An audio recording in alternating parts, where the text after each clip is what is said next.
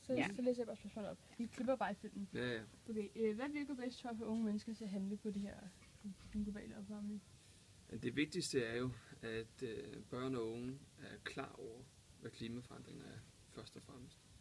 For det som vi alle sammen ved, hvis man ikke ved noget om et emne, så er det også svært at handle.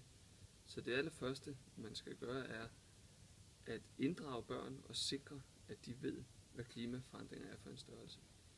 Derfor så gør UNICEF rigtig meget ud af at oplyse børn om emner, der vedrører børn, og der er klimaforandringer jo et af de emner, som vedrører børn, ikke bare i Danmark, men i hele verden.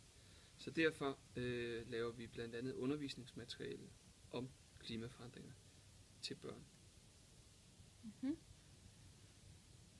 Hvad er det for noget undervisningsmateriale, I så laver? Jamen, vi har lavet flere forskellige slags undervisningsmaterialer. Vi har både lavet undervisningsmaterialer til mellemskolen, altså 4. til 7. Eller 4. til 6. klasse er det vel, hvor vi samarbejder med en kendt komiker, der hedder Rune Klan, som har været med os i Zambia og se et af vores projekter dernede, hvor vi arbejder med klimaforandringer. Så har vi lavet et stort internationalt klimamateriale til skolebørn i jeres alder, som vi så har oversat til dansk. Og det er så materiale, som man bruger i Danmark, men i mange andre lande også. Okay. Ja, altså hvordan sådan reklamerer I-agtigt, altså for at få unge mennesker til, ligesom, hvis man nu gerne vil gøre en eller anden forskel, altså sætter I så på en eller anden måde nogle projekter i gang og sådan opfordrer folk til at gøre noget? I Danmark gør vi primært det, at vi arbejder med oplysning til børn. Vi har ikke vores egne klimaprojekter i UNICEF her i Danmark, men vi arbejder rigtig meget med oplysning. Det vi har lavet for nogle år siden var, at som I sikkert kan huske, var der et stort klimatopmøde i København for 4-5-6 år siden efterhånden. I den forbindelse der holdt vi her i UNICEF i Danmark et stort internationalt klimatopmøde for børn fra 44 forskellige lande, som kom til Danmark. Både børn fra lande som Danmark, altså Tyskland, England, Sverige og Norge, men der kom også børn fra Stillehavsøer, børn fra Sydøstasien, børn fra Sydamerika, børn fra Grønland, børn fra lande, hvor klimaforandringer påvirker dem meget mere, end de gør i Danmark. Så samlede vi så alle de her børn, unge mennesker fra alle de her lande, i ugen op til det store voksen klimatopmøde, hvor vi så diskuterede sammen med børnene, hvad kan børn gøre for at tage kampen op mod klimaforandringer. 1, der er vigtigt, at børn de ved noget om klimaforandringer. 2, så skal de have nogle redskaber til at kunne gøre noget. Og det er jo klart, at i sidste ende, der er det ikke børnenes ansvar at løse verdens klimaproblemer. Men det er børnene, der arver de problemer, som de voksne har ansvaret for. Og det er børn, der skal være med til at løse problemerne i fremtiden også. Så derfor er det vigtigt, at børn tidligst muligt forstår, hvad klimaforandringer er. Og i nogle lande, eksempelvis Zambia, jeg havde besøg af 4 meget seje unge mennesker. De var en 14, 15, 16 år fra Zambia til det her klimatopmøde. Da de så kom hjem til Zambia, efter at have været i København, der nogle af de idéer, de havde fået her, da de havde mødtes med børn fra Bolivia, og børn fra Bangladesh, og børn fra Stillehavet, der har de for eksempel udfordringer i Zambia med oversvømmelser. 4 måneder om året, der er deres skoler i det her område af Zambia, på grund af klimaforandringer, så kommer så store oversvømmelser, at deres skoler bliver oversvømmet. Og så kan de ikke gå i skole de her 3-4 måneder om året. Det betyder så, at de her børn, de har jo ikke mulighed for at gå op til eksamen, fordi de ikke har fået nok skolegang. Og det er jo et stort problem, både for dem som børn, men det er også et stort problem for samfundet dernede, at børnene ikke får en ordentlig uddannelse.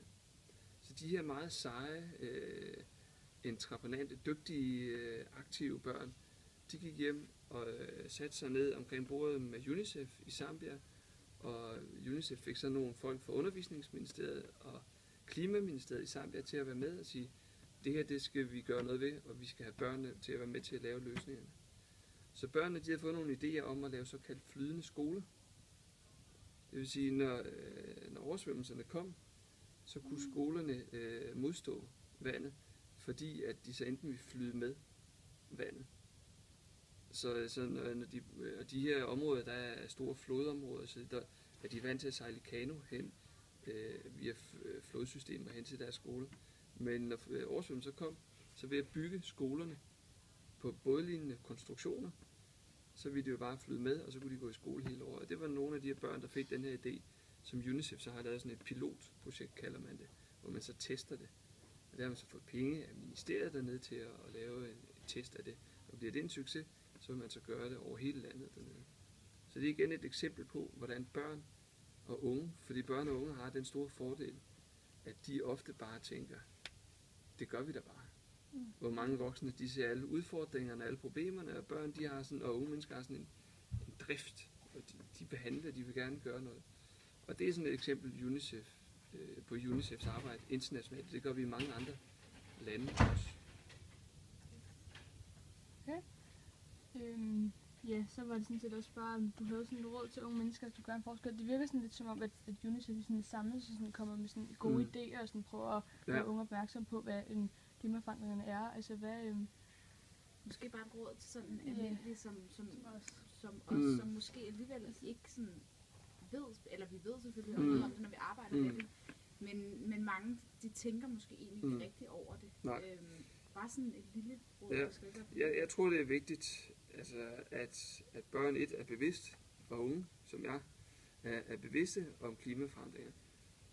Men man skal ikke lade sig blive for deprimeret af det, fordi at selvom I er seje unge mennesker, så er det ikke jeres ansvar. I kan ikke ændre hele verden, hvor end I gerne vil.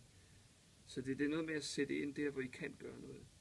Og det er jo at påvirke de mennesker, som I har en indflydelse på.